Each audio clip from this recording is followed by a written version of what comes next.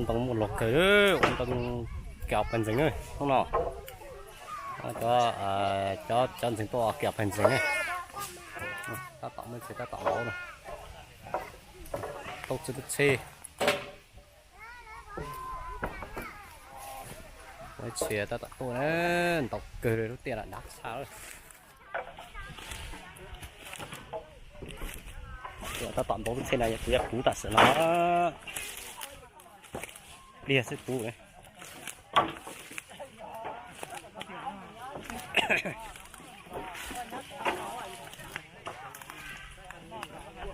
giờ chúng ta một món kiện to à sao sống viêm à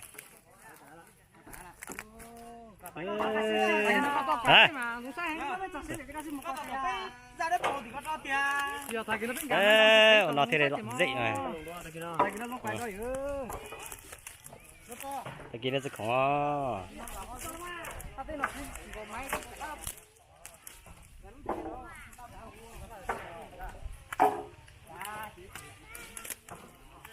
nếu mình có kỷ niệm sao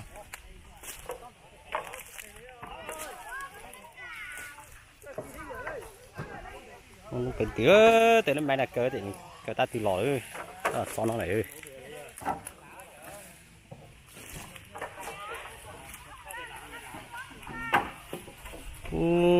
trời dư lụt xe à nó từ xe này tại cái nào bắt đầu từ xe này biết xe đấy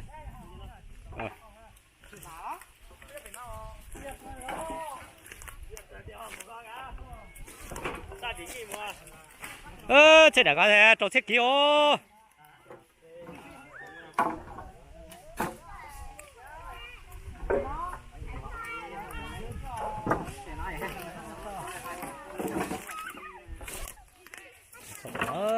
sao vậy nè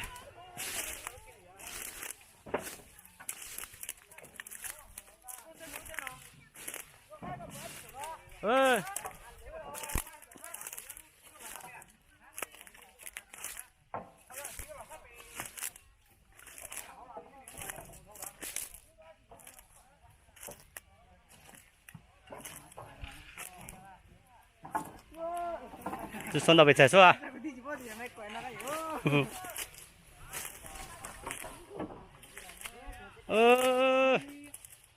？ok tỏi của mà nhà xí tỏi á của người ta là lua đi là lua hết đó xanh đấu tỏi cái này một bánh 25 nghìn thôi mà hai ra dưới này hả hả rồi hả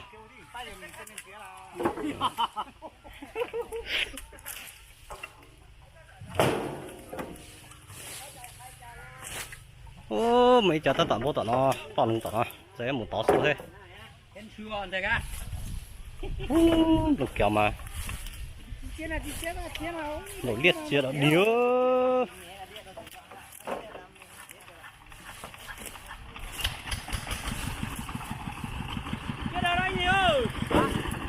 chưa hết đâu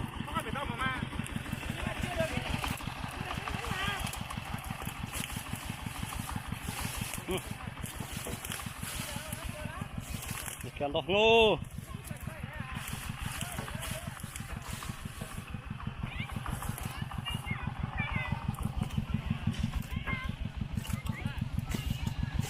đẹp cửa à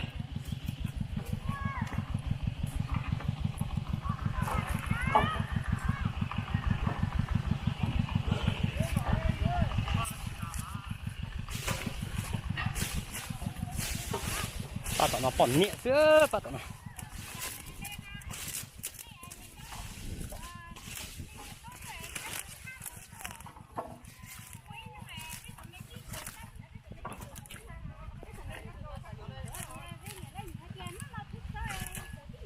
không nhớ là cho bọn nè của họ lựa cho chính mình á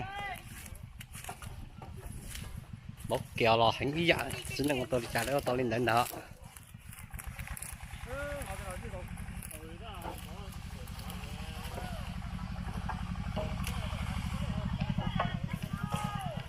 ô để cho gặp bố bút lói của tít xin một màn xe có hai ngu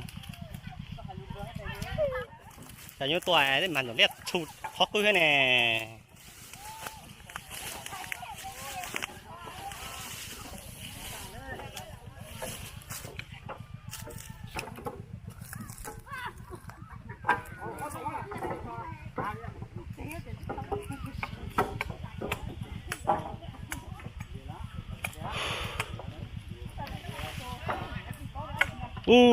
giờ tôi thì lúc chỉ chỗ để có hô thì có mấy lô có chỉ tao bọn nó đã tiêu toàn lực tất kiểu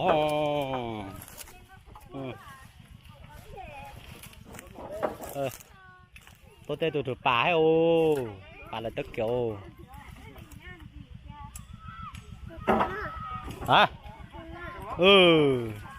con này nó bây giờ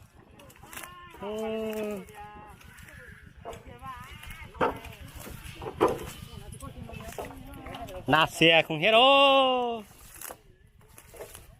cái này giờ ta nó bỏ con này hả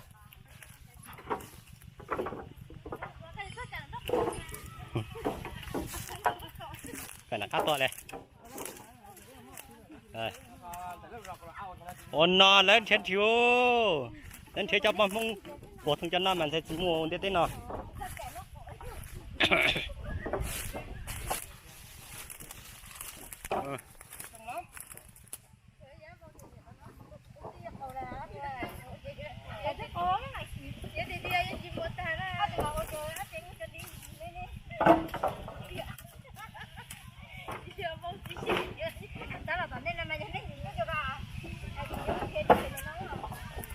ô tôn tu mày ta đu lùm mà cái đó rồi慢慢子也被执行人的我被行人的我嘛打一混走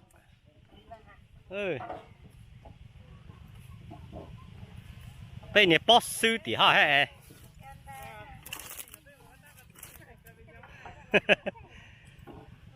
超级多啊这多一盏呢我打这把呢啊nó知道呢我啦昨夜拉的呀落了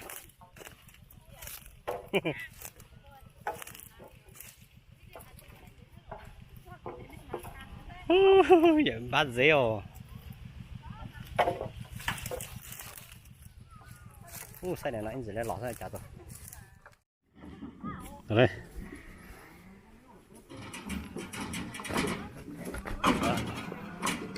nó kiểu đấy nó bè kiểu nó rất là trên mấy kẹt thầu này tốt rồi đó tốt thể thì tốt sao nhiệt trào nó áo nó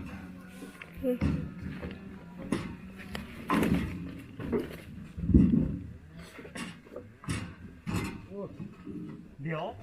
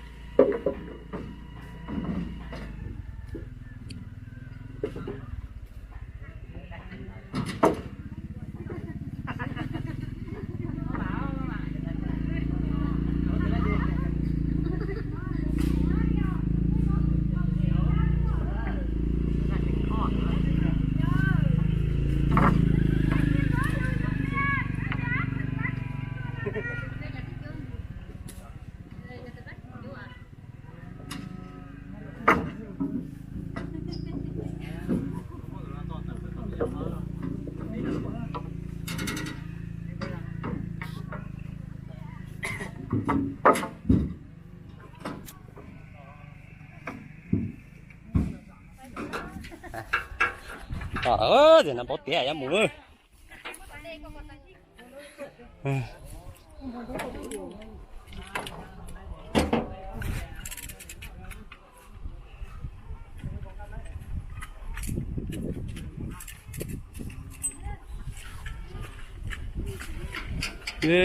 Đưa vào trong tạ đây tỉnh trạng.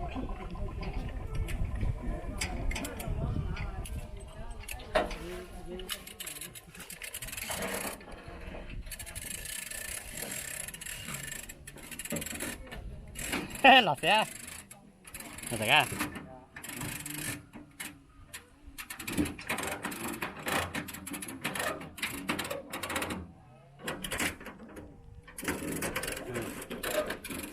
Chanh ngon. Cái ta xí trò này á. À, vô đây này. Lọt xe thẻ. Mê thẻ này, để sọt thẻ này.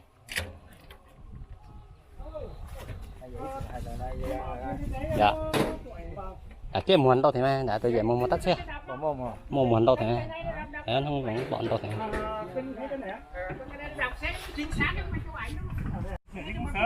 Nhưng mà nó bảo là chỗ là xem là đến bây giờ là được bao nhiêu thôi.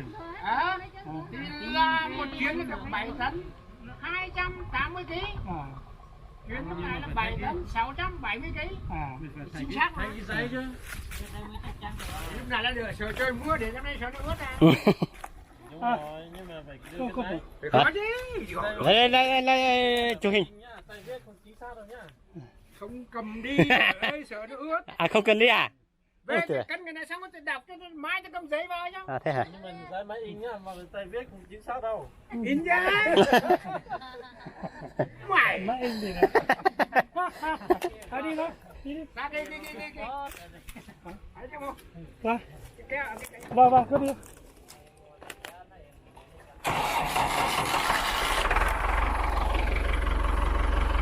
Ơi.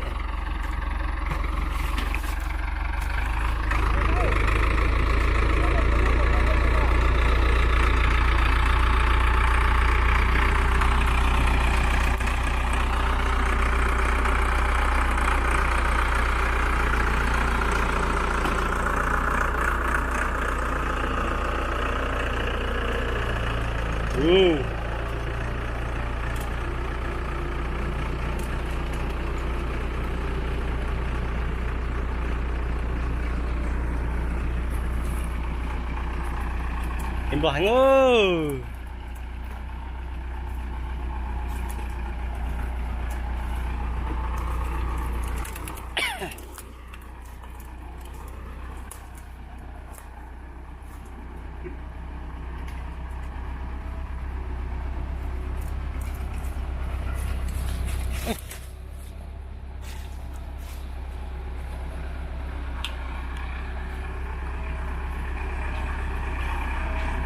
Khi nó lòn này ao bạc quá ta.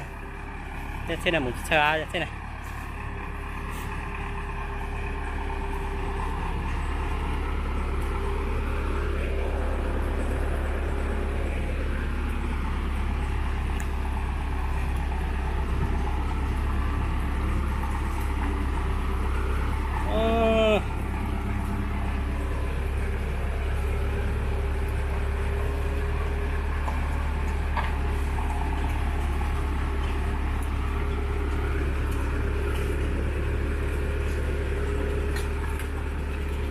Chết luôn đấy.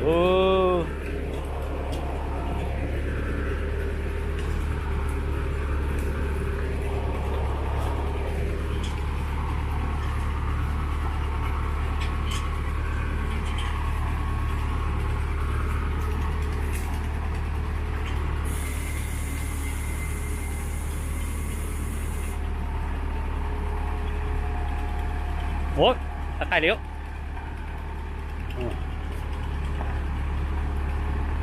Ayo. Thành ngô đỏ rồi.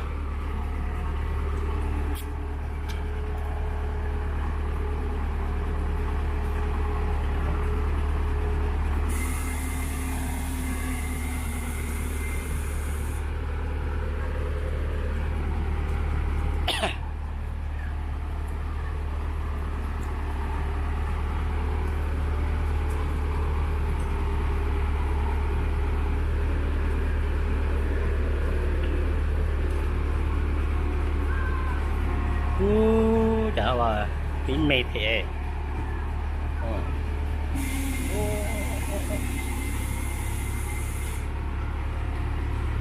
Xong rồi tí tí. Xong tí tí á. Ô, à tỉnh.